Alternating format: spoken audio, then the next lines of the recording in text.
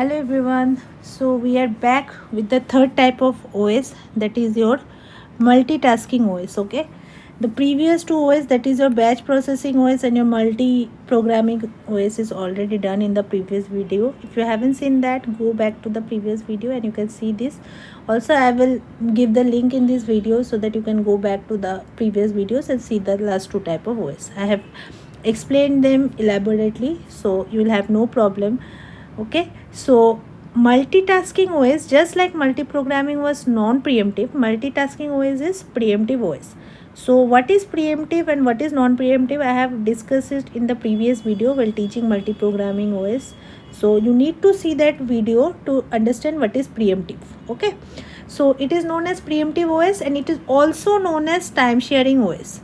So whatever I told you, what happens in case of preemptive OS, a time quantum is given. Okay, a time quantum is given. Okay, and a time quantum is given to whom? To the CPU, and the processes run for that particular time quantum and then leaves the CPU to give another process a chance. Just like if a time quantum of 5 seconds is given to the CPU and there are three processes, P1, P2, P3. Okay, what happens? P1 wants to execute for 15 seconds, P2 wants to execute for 8 seconds and P3 wants to execute for 5 seconds. At first P1 is there, so P1 goes to the CPU. Okay, it executes for how much seconds? 5 seconds, because 5 seconds is the time quantum for the CPU. It cannot execute beyond that. Okay, and after 5 seconds P1 leaves the CPU. Okay, P1 leaves the CPU and what happens? It comes again back to your queue. Okay, so P1 again comes back to this ready queue. Okay, so how much time is left for P1 to still execute? 10 seconds are still left. Okay, so next what happens? Who goes into the CPU? P2 goes and executes for again how much? 5 seconds and then come back to the ready queue. So P2, how much time was needed? 8 was needed. So how much time is left? 3 seconds and more left.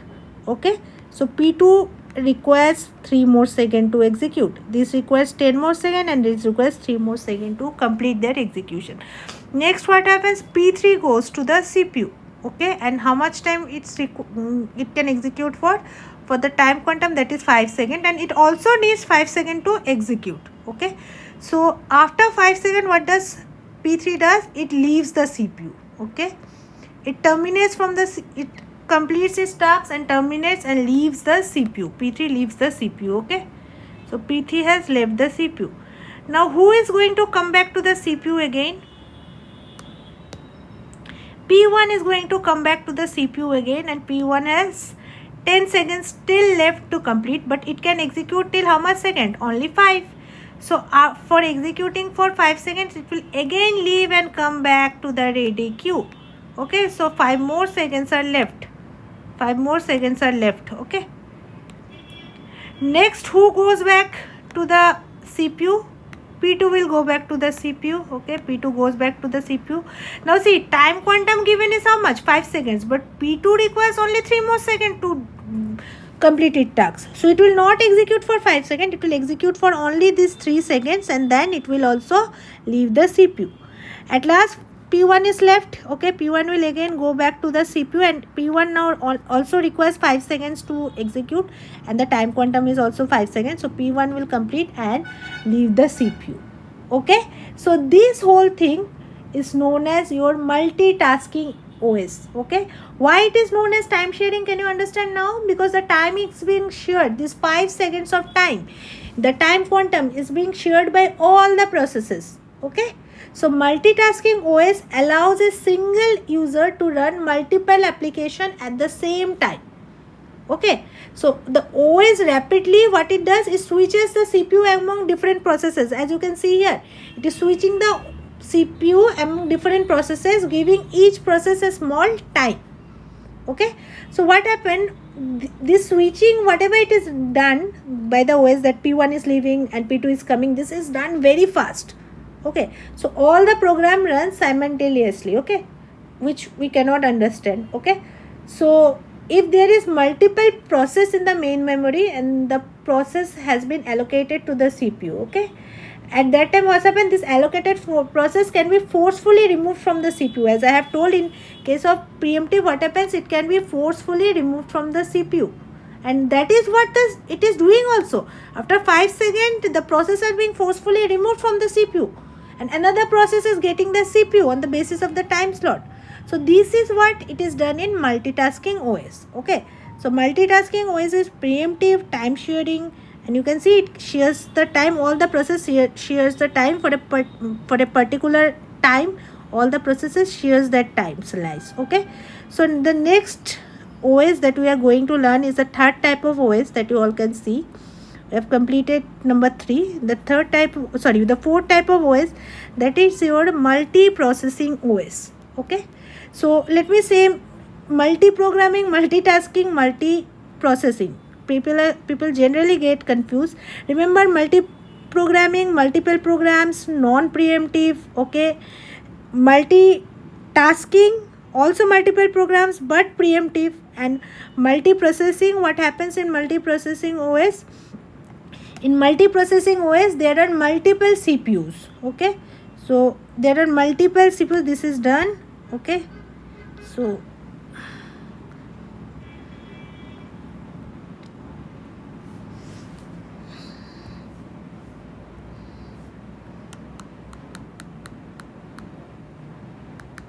in multiprocessing OS, there are, remember, multiple CPUs are there. Okay, multiple CPUs are there. Okay,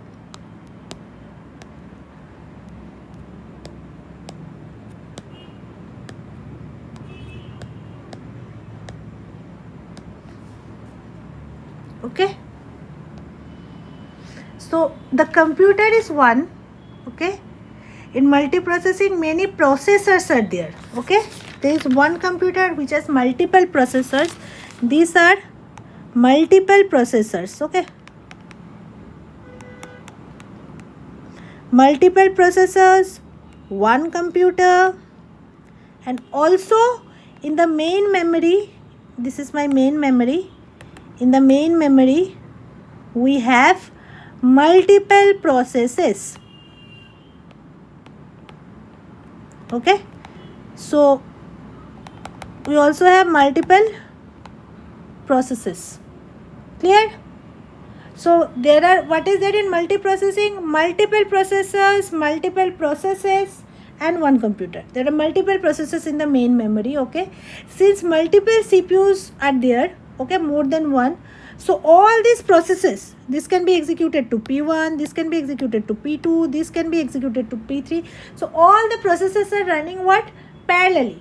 Okay, together, parallelly they are running.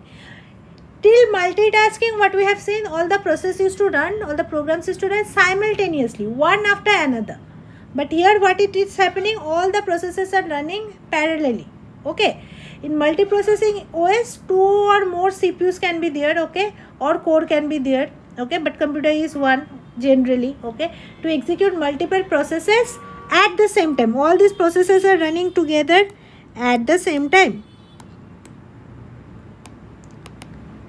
Okay, so I hope this is clear. Okay, so in the main memory, you have multiple processes, we have multiple processors, and all the processes run simultaneously, one after another. Sorry, not simultaneously, all the processes run, I'm extremely sorry, all the processes run parallelly. Okay, not simultaneously here. Okay, so this is multiprocessing OS. Okay, so next we are going to move to the 5th number of OS, that is your RTOS, real time OS. Okay, so what is RTOS? Can anybody think of an example? Okay, so if you think of any example, you can write that in the comment section, that what is a RTOS according to you, an example of an RTOS. I will definitely give an example of RTOS, real time operating system, but I want you to think and give me an example of an RTOS. Okay, by the end, just give now, because by the end of teaching you RTOS, I'll be definitely giving you an example of RTOS. Okay, so RTOS nothing but real time operating system. Okay, RTOS is nothing but real time operating system, which is again of two types, soft real-time operating system and hard real-time operating system. Okay, so your fifth one is, these two is done. Your fifth one is RTOS, that is real-time operating system, which is again of two types. One is soft RTOS and another one is hard RTOS. Okay, soft RTOS means the process, whatever process we are having, that a different process, as I have told you in the main memory. The main memory has different processes, various number of processes, n number of processes. So in soft RTOS, what happens? The process should be completed with the given time bound. The process should be completed within the given time bound. Okay, clear? And what happens in case of your hard time OS? In case of your hard time OS, the process should be completed at the exact time. Okay, here the process should be completed at the exact time. Okay, so now you may think that what is the difference, ma'am, between these two? Suppose P1 has a time limit, or P1 has a burst time, that is P1 should be completed. P1 is given a time of 5 seconds. P2 is given a time of suppose 7 seconds. Okay, so in case of soft OS, okay, P1 should be completed by 5 seconds. It can be completed at 2 seconds, it can be completed at 3 seconds, it can be completed at 1 second, it can be completed within the time bound. It should be completed between 0 to 5. It can be completed within any second. It should be completed. But in case of hard RTOS, it should be completed at 5 seconds only, not before that, not after that. After, वैसे भी soft RTOS also cannot complete after the given time bound. In hard RTOS, it should be completed at 5 seconds only. P1 should be completed at 5 seconds only. P2 should be completed at 7 seconds only. Now, as I was saying that this in RTOS, if a critical process is delayed, in this case, it can cause severe problems. Okay. So at the beginning of while teaching RTOS, I have asked you all for an example. Okay. So by this time, I hope you have written an example in the comment section. An example of RTOS is your traffic signal. Okay, as you see the traffic signal, that is automatic traffic signal, that is an example of RTOS. Various medical equipments, okay, like you see there are heart monitors attached to the patient, all that are example of your RTOS. You know now that it can create how much severe problem. Okay, if an traffic signal, we have seen, if a traffic signal suddenly stop, there is so much of traffic congestion. Okay, or if there is any problem in case of RTOS, if there is a minor problem also, then it can create huge problem. Okay, in case of RTOS. So we have completed the fifth type of OS, and now we are going for the sixth and seventh, which are very small and very. So the main type of OS, there are 5 main type of OS we have already learned. These two, the next two, that is your distributed OS and your parallel OS. These two are left. Okay, so I am teaching in one go. Difference. Distributed OS means there are many computers but one network. Many computers, one network. And parallel OS means many processors, one task. Suddenly some of you will be saying after hearing the word processors that, ma'am, multiprocessing also had many processors. Yes, multiprocessing had many processors. Do you remember what did I say in multiprocessing? Multiprocessing had, what did it had? It had many processors and multiple processors and multiple processes also. it had multiple processors and many processors.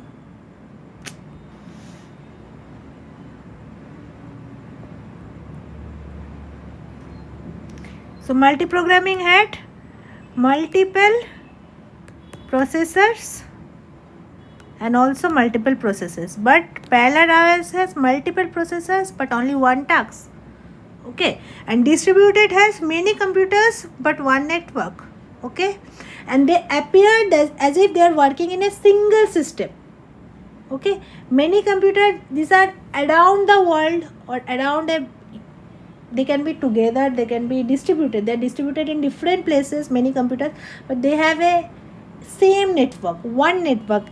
A very big example of distributed OS that you are using very commonly is nothing but your IRTC website. Okay, that is the result of your distributed OS. There are many computers, there are various passenger reservation system, there are, okay, also IRCTC has its own software, it has its own website. Okay, and there is only one network. Okay, which is Chris is managing everything, the database and everything. Okay, so distributed OS has a very good example, and we can say this, that IRCTC, that is not a example of distributed OS, but yes, exactly how distributed OS works. Okay, so we can see what there are various there are multiple computers, but there is only one network. Clear to everyone, I hope. Okay, so next comes your parallel OS. Okay, many processors but one task. Okay, many processors but one task. Also another very good example, if I say, a classic real-time example of distributed OS is nothing but your Google Cloud Platform. Okay,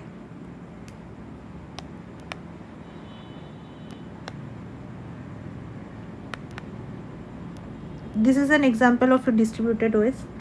Okay, so now let's come to parallel OS. Okay, what happens in parallel OS? It executes subtasks simultaneously on multiple processors. Okay, so a task can have a subtask. Suppose this is a task 1. Task 1 have different subtasks. Task 1.1, task 1.2. Okay, task 1.3. Okay, so there can be subtasks. Okay, and they can be run simultaneously because there are multiple processors. Okay, processor 1, processor 2, so there are multiple processors and these tasks can be run simultaneously. Okay, so because they are very closely connected system, so all these tasks can be run, the tasks can have some subtasks and they can be run simultaneously of a closely connected system. Okay, but the system need to be closely connected, only then you can run. Okay, next is parallel OS divides tasks into smaller parts, just like I have told. A task is divided into smaller parts, and then simultaneously what happens, if you run tasks that are divided into smaller parts simultaneously, it reduces your execution time also. Okay, so this is what happens in parallel OS. So if you ask me an example for parallel OS, I'll say you an example for your parallel OS is your Windows Server. Okay, so this all we have completed the different types of OS. Okay, Windows Server. So all the types of OS are completed in this video and previous 2 videos. I hope you like the video. If you like this video, please like, share and subscribe. Also go to the Instagram channel and ping me if you need notes for this. Thank you for watching.